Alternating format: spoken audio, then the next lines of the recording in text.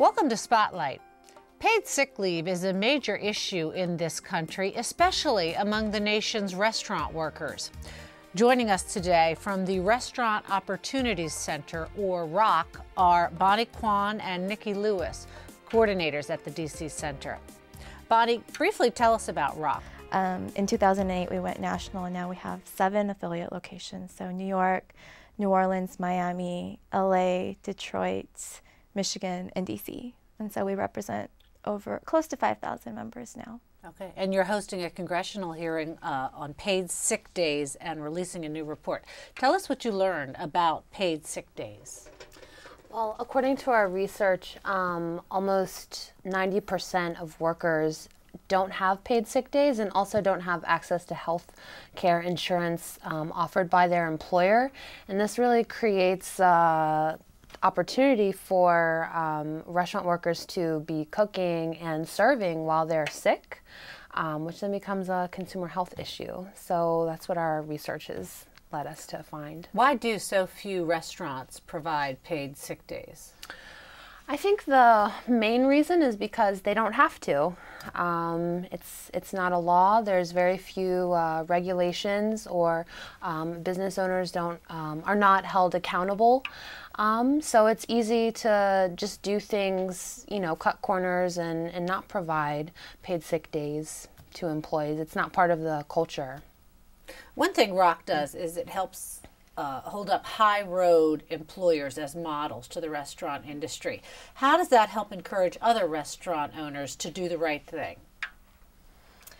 Well, like you said, high road employers. So what we really see through our research there are 2 ways of doing business. Those who take the low road, providing low wages, little benefits, particularly health care and no paid sick days. And then there are the high road employers who choose to actually, I think it's a business strategy is to take care of their employees, to better train their employees, to provide them with benefits, higher wages, paid sick days, so that they're creating a culture within their restaurant where everyone has a vision of shared prosperity. So the restaurant owners who choose to provide paid sick days, I think, are actually the restaurant owners who have a more long-term business interest in keeping their employees, keeping turnover low, training costs low.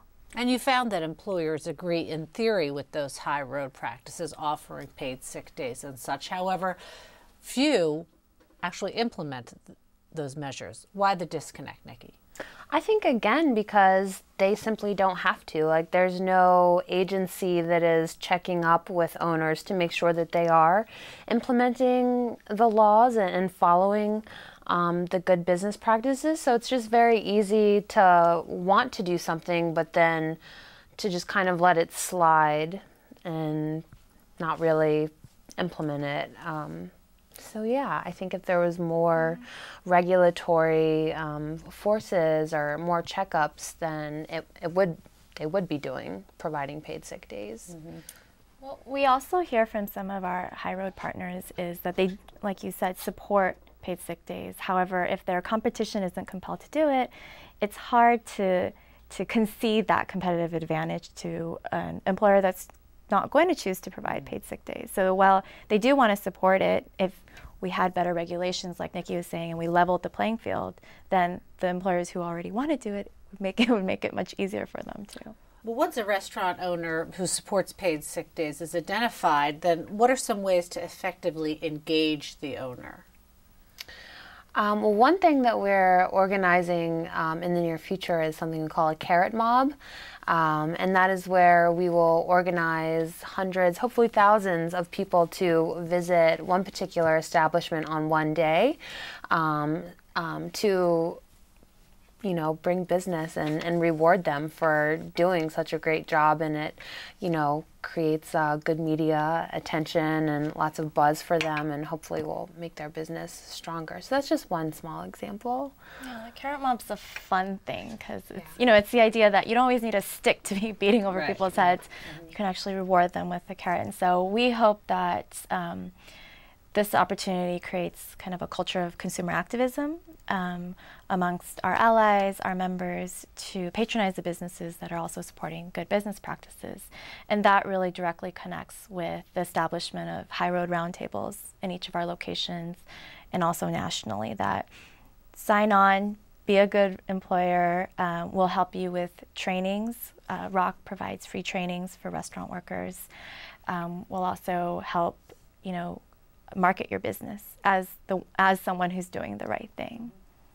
Nikki, you were recently working in the industry. Do restaurant workers have opportunities to advance in the industry, do you feel? Yes, they do. Some do. Our research shows that particularly in fine dining restaurants or more corporate places, there is formal training, there is promotions ladders. However, as our research indicates, white men are twice as many times likely to have those jobs and be in those positions than people of color.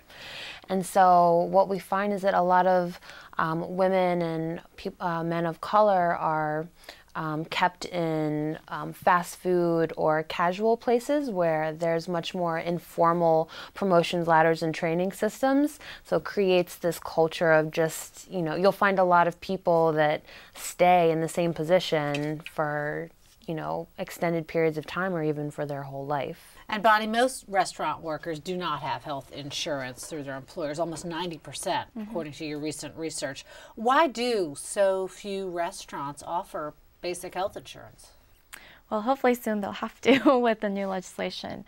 Again, this is a part of the culture of the restaurant industry.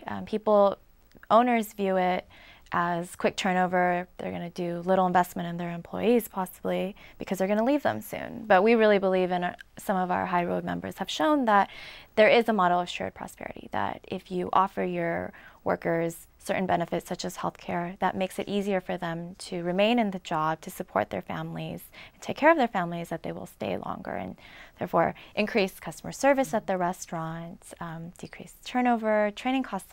We just did 30 interviews just in DC, and we had a number of managers tell us that it costs between $1,000 to $3,000 per worker to train.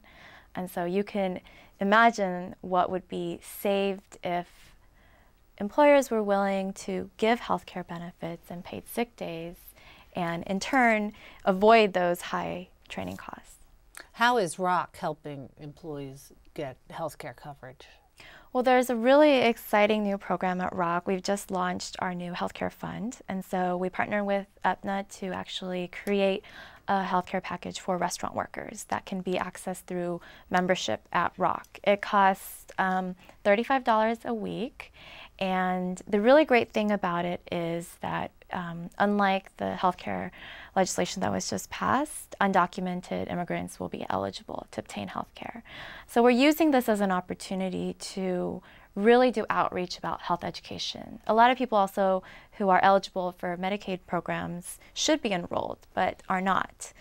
So we're educating them about the options that are available, if not enrolling the people in ROC healthcare, but also through that kind of opening up restaurant workers to the idea that ROC exists, and there are other restaurant workers that might be in similar positions as them and come to our center and kind of see what can be done. Nikki, many restaurant workers make an hourly wage that can barely support themselves, let alone their families. What are your policy goals to help raise wages for restaurant workers? Right now, nationally, ROC has decided to choose the wages campaign as our policy campaign to support. And essentially, what's happened is the tipped minimum wage has been frozen at $2.13 per hour on the federal level since 1991. 1991, that's 19 years that restaurant tipped workers haven't seen an increase.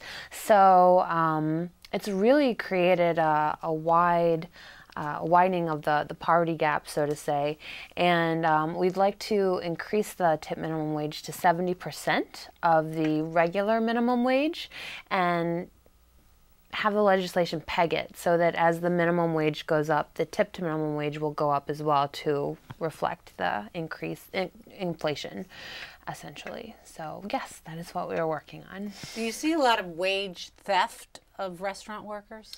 We do, and we see it in a number of ways. You'd really be surprised, whether it's ambiguous tipping out procedures, like at the end of the night, whether it's, lack of transparency at a catered event, whether it's your restaurant workers being forced to pay for the credit card bills that the restaurant should actually pay, or whether it's just never actually receiving a paycheck.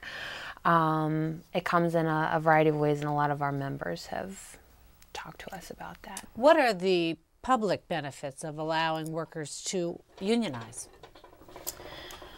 Well, typically with a union, when you have a contract, the workers will have paid sick days. They'll have access to health insurance. There will be grievance procedures and promotions ladders clearly in place. So if you create a healthy work environment, the public will definitely feel it. They'll have better service. I mean, the public cost kind of argument is significant, that when you have workers, because they're not organized under a union, or, if they're not ROC members, that it costs something to the public when they go to the emergency room and they can't afford to pay their bill because their employer hasn't, provided insurance.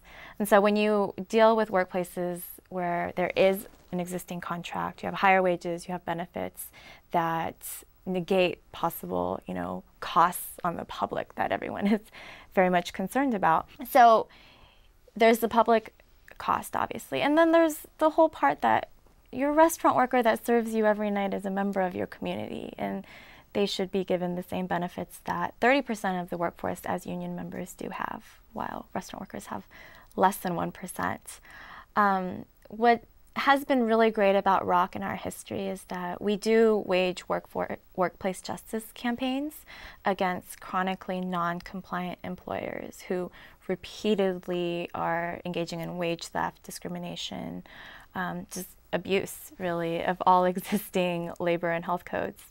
And through those organizing campaigns, the workers have been able to win settlement agreements in federal court that offer them some of the same benefits as a union contract. So our members have been able to win paid sick days, holidays, anti-discrimination policies, promotion policies, grievance procedures. And so while we hope that unions will flourish in the restaurant industry, for the time being, ROC is really doing the work of organizing restaurant workers. What can policymakers or people watching Spotlight or reading it, what can they do to help raise restaurant workers out of the poverty level and bring more standards to the industry?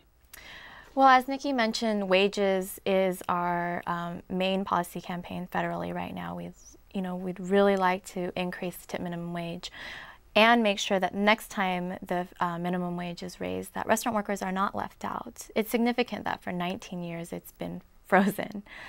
This would increase the wage and the check that people take home in 2 weeks. NELP, the National Employment Law Project, just recently released a report saying that while about, I believe, 8% of the general population lives under the federal poverty line, 15% of servers, waiters, waitresses live under the poverty line. And so raising just tipped minimum wage, though it might not be significant when we kind of just consider it, would help alleviate a lot of this poverty. Secondly, supporting paid sick days. Restaurant workers can't afford to take the time off. They get sicker, they end up losing their jobs because they wait until the very last minute to go to the hospital. Good suggestions. Bonnie Kwan and Nikki Lewis, thanks for joining us on Spotlight. Thanks.